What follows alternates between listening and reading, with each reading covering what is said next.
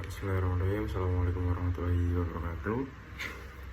Selamat malam Pak Edo.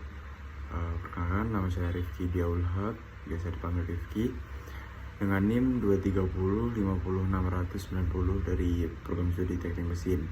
Oke, ini hari minggu kedua mengenai pertemuan termodinamika ya. Ingin mereview kemarin, sudah sempat sedikit kita sudah masuk ke materi mengenai termodinamika itu sendiri, dari pengertian, lalu hukum dan sebagainya lah. Namun di sini pada minggu kedua ini kita diberikan tugas secara berkelompok. Nah, pada tugas tersebut, dari yang saya tangkap dan yang saya pahami, di sini kita memahami mengenai problem based learning ya, cara bagaimana kita belajar dan sebagainya, lalu kerja sama tim, dan juga bagaimana cara kita nantinya akan berdiskusi, mengajari, lalu menyelesaikan suatu masalah. Oke, di sini mungkin akan membahas sedikit mengenai tugas yang diberikan, dan kebetulan untuk saya itu diberikan tugas dan kebagian untuk mengerjakan di nomor 8. Nah, jadi di nomor 8 ini kita belajar bagaimana untuk menggambar diagram PV, lalu juga ada bagaimana cara kita menghitung transfer kalor, terus juga menghitung kerja neto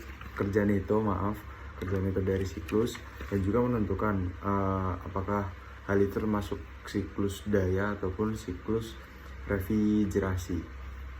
Nah, di sini saya agak tertarik pertama mengenai diagram.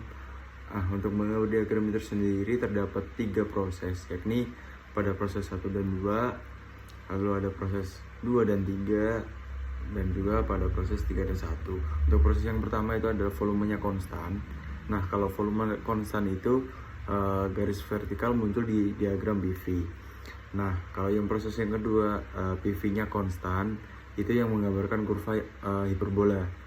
Nah, sedangkan yang ketiga itu ada pada proses itu tekanannya yang konstan. Nah, sehingga garis horizontal itu muncul pada diagram PV. Jadi perbedaannya ketika volume konstan itu munculnya garis vertikal. Nah, kalau untuk yang tekanannya konstan itu munculnya garis horizontal gitu. Lalu juga di sini juga saya tertarik mengenai siklus daya dan refrigerasi, yang mungkin jawaban saya agak panjang dan cukup saya jelaskan karena menurut saya juga bagaimana saya menulis di situ juga saya secara nggak langsung merekam pada otak saya untuk memahami hal tersebut. Mungkin sekian review pembelajaran mengenai mata kuliah termodinamika. Kurang lebihnya mohon maaf. Wassalamualaikum warahmatullahi wabarakatuh.